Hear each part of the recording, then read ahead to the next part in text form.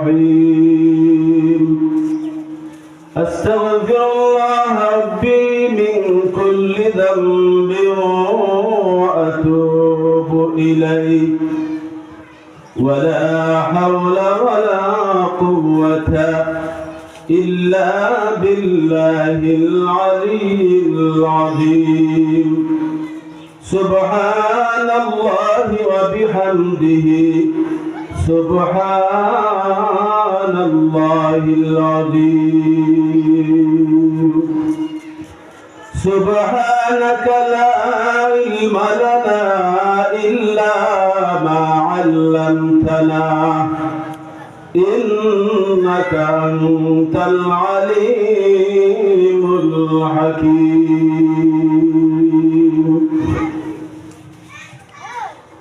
উত্তর গড়গাঁও হাটি জামে মসজিদ ও আল ইহসান যুব কল্যাণ পরিষদ কর্তৃক আয়োজিত আজকের বার্ষিক ওয়াজ ও দোয়া মাহফিলের সম্মানিত শ্রদ্ধাভাজন সভাপতি আলহাজ কারি শেখ মোহাম্মদ শামসুল হক দামাত বরকাতুহুল আলিয়া প্রিন্সিপাল জামিয়া গড়গাঁও টাইটেল মাদ্রাসা সভাপতি জনাব ফারুক মিয়া সাহেব উত্তর গড়গাঁও উপস্থিত বর্তমান সময়ের মুসল্লিয়ানে কারাম মুরব্বিয়ানে নিজাম উলামা হযরত নওজোয়ান ভাইরা পর্দার অন্তরালে অবস্থানরত আমার সম্মানিতা শ্রদ্ধেয়া মা ও বোনেরা আসসালামু আলাইকুম ওয়া রাহমাতুল্লাহি ওয়া বারাকাতুহু সর্বপ্রথম আমরা মহান রব্বুল আলামিনের দরবারে অসংখ্য শুকরিয়া আদায় করি যে আল্লাহ রব্বুল আলামিন অত্যন্ত দয়া এবং মায়া করে মহব্বত করে আমাদেরকে এই দিনই একটি মজলিস আয়োজন করার এই জায়গায় বসার কথা বলার আল্লাহ তাআলা যে তৌফিক দিয়েছেন সুযোগ দিয়েছেন এই জন্য অন্তর থেকে মনের গভীর থেকে আল্লাহ দরবারে প্রাণ ভরে শুকরিয়া আদায় করি আলহামদুলিল্লাহ আলহামদুলিল্লাহ আমি আসলেই একজন অনুপযুক্ত মানুষ উলামায়ে কেরামের নির্দেশে কিছুক্ষণ আপনাদের সামনে বসছি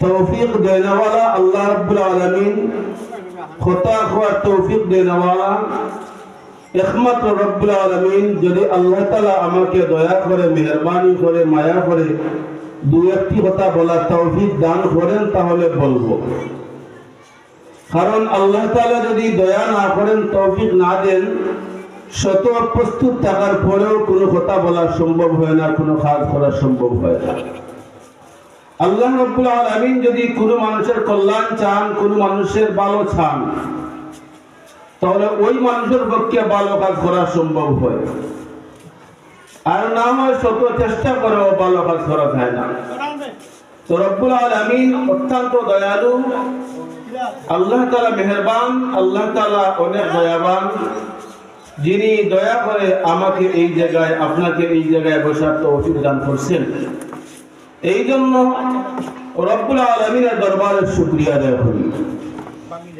দ্বিতীয়ত শুকরিয়া আদায় করি রব্বুল আলামিন আপনাকে আমাকে মুসলমানের করে জন্ম দিয়া নবীজি সাইয়্যিদুনা মুহাম্মদুর রাসূলুল্লাহ সাল্লাল্লাহু আলাইহি ওয়াসাল্লামের উম্মত হিসেবে কবুল করেছেন এবং নবীজির সুরত দ্বারা আমাদেরকে আল্লাহ তাআলা যে তৌফিক দিয়েছেন এই নবীজির সুরতে চলাফেরা করা জীবন পরিচালনা করা সহজ আর নয় অনেক বড় কথা আল্লাহ তাআলা আমাদেরকে এত ধর্ম থাকার পরেও এত মানুষ দুনিয়ার জমিনে থাকার পরেও আল্লাহ তাআলা আমাদেরকে শেষ নবী সাইয়্যিদুনা মুহাম্মদুর রাসূলুল্লাহ সাল্লাল্লাহু আলাইহি ওয়াসাল্লামের উম্মত হিসেবে আল্লাহ তাআলা কবুল করেছেন যে নবীর শান এবং মান যদি আমি বলতে যাই তাহলে এই অল্প সময়ের ভিতরে নবীর শান এবং মান সম্পর্কে বলা সম্ভব হবে না এই জন্য কবি বলেন لا يمكن الثناء كما كان حقه بعد خدا بزرگ توی قصہ مختصر যে নবীজি এত মর্যাদা সম্পন্ন একজন মহামানব যে আল্লাহ তাআলার পরে একমাত্র মর্যাদা সাইয়্যিদুনা মুহাম্মদুর রাসূলুল্লাহ সাল্লাল্লাহু আলাইহি সাল্লাম, যারা রব্বুল আলামিন না বানাইলে আসমান বানাইতেন না, জমিন বানাইতেন না, আপনাকে আমাকে দুনিয়ার কোন মখলুককে বানাইতেন না, যারা আল্লাহ তাআলা মহব্বত করিয়া ভালোবাসিয়া পছন্দ করিয়া দাওয়াত দিয়া যাকে আল্লাহ তাআলার কাছে নিয়ে গেছেন, এমন মহামানবের নাম, এমন মহান ব্যক্তির নাম মুহাম্মদুর রাসূলুল্লাহ সাল্লাল্লাহু আলাইহি ওয়াসাল্লাম। এই জন্য আমরা যত রকমের ইবাদত করব, প্রত্যেকটা ইবাদতের ভিতরে নবীজির তরিকা থাকতে হবে।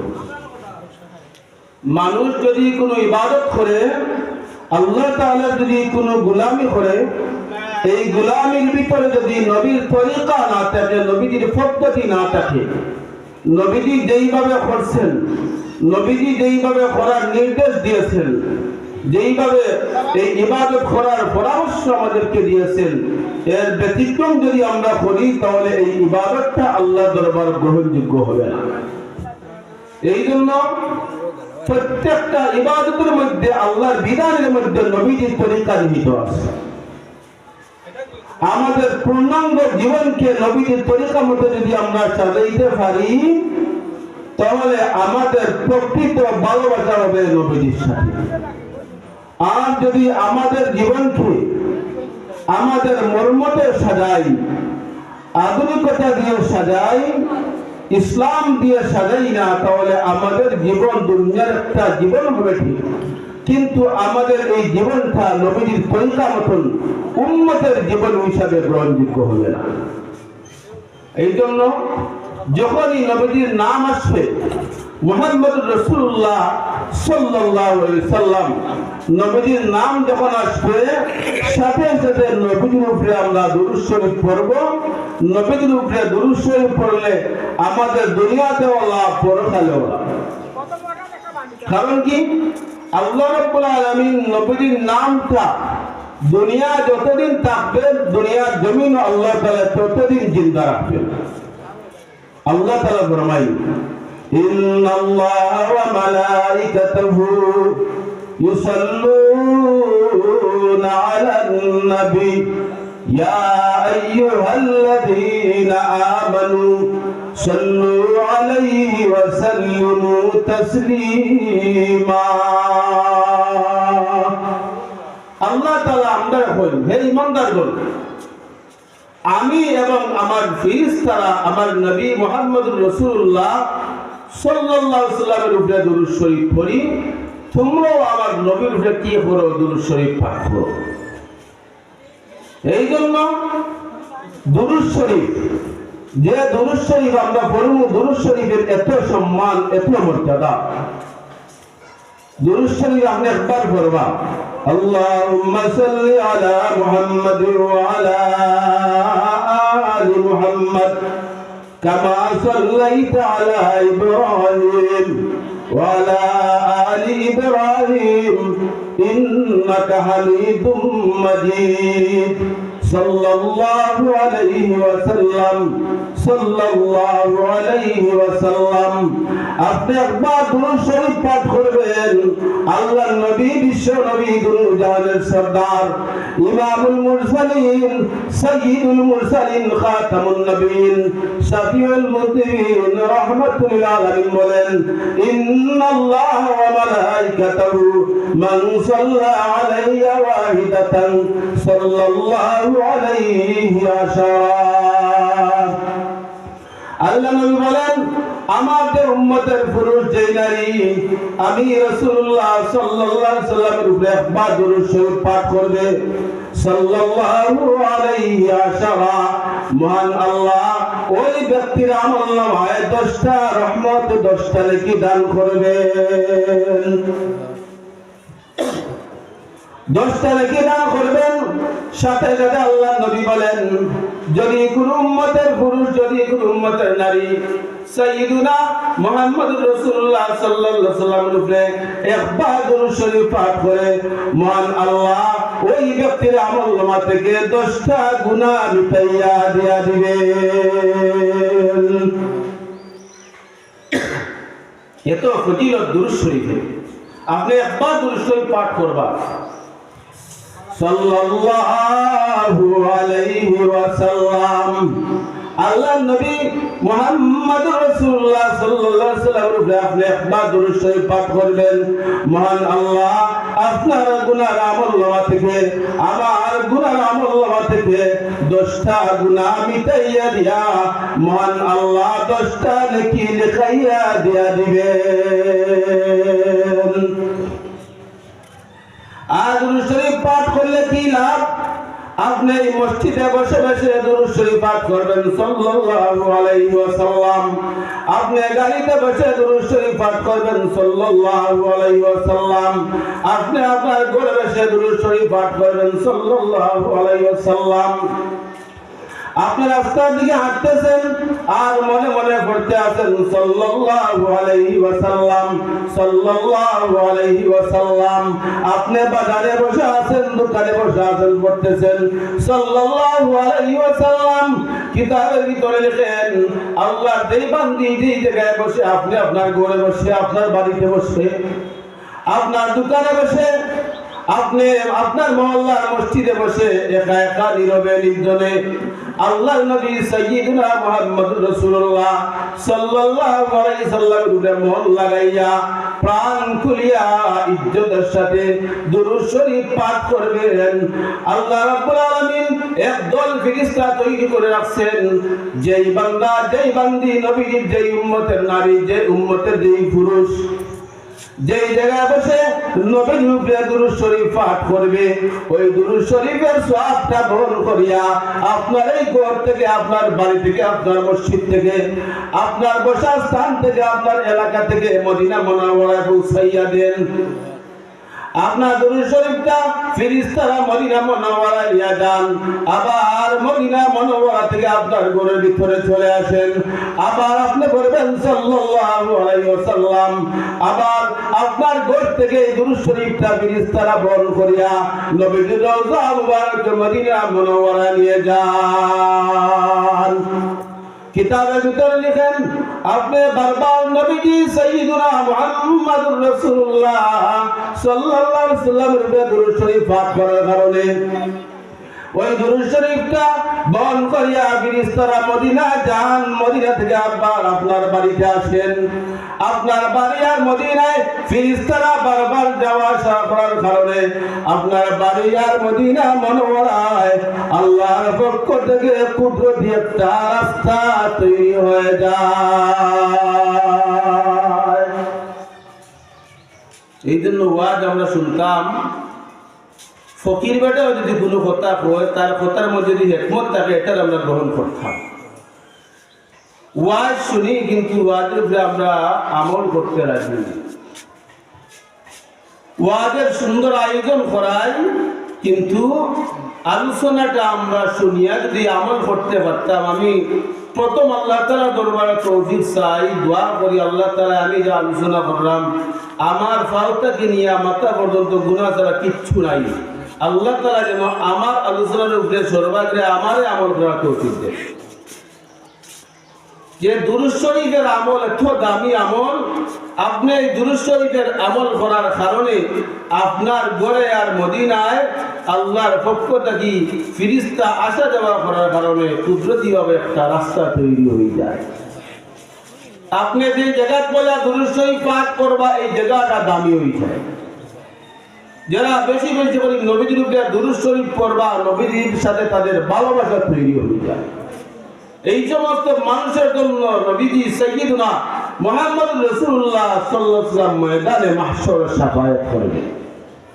এই জন্য যখনই আমরা নবীজির নাম শুনবো, সাথে সাথে সাল্লাল্লাহু আলাইহি ওয়াসাল্লাম কইব, সাথে সাথে সাল্লাল্লাহু আলাইহি ওয়াসাল্লাম কইব, দুরূদ শরীফ পড়ব।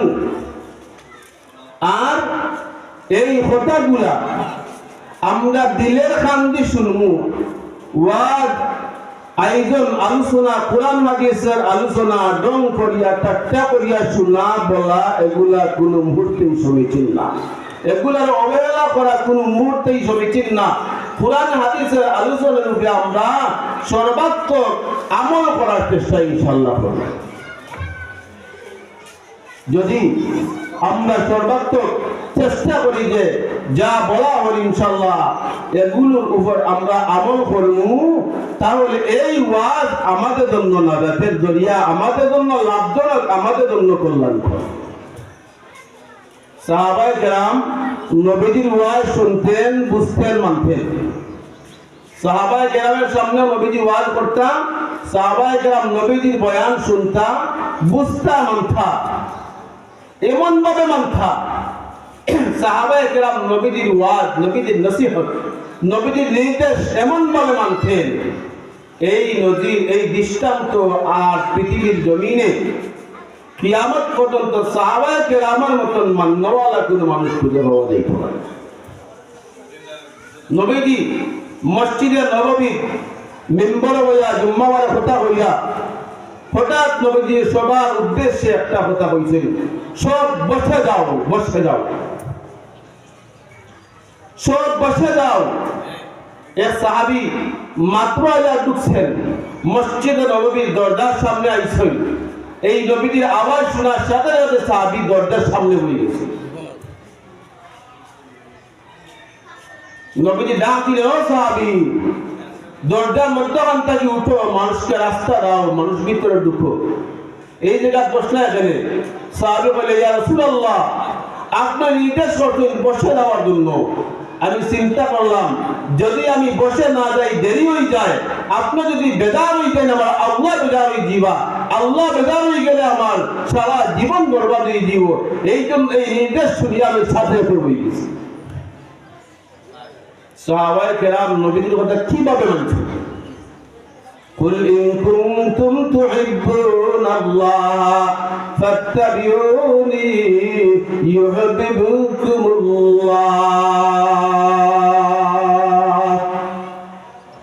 আল্লাহ তাআলা ফরমায়, আল্লাহ নবীর আল্লাহ নির্দেশ করলেন, ও আমার নবীজি, আপনি সমস্ত উম্মতদেরকে বলে দিন, তারা যদি আমি আল্লাহরে ভালোবাসতে চায়, তাহলে তুমি নবী ফাত্তাবিউনি ইউহিব্বুকুমুল্লাহ, তারা যেন তোমার অনুসরণ করে, তুমি নবীজির যেন তোমার উম্মতরা অনুসরণ করে।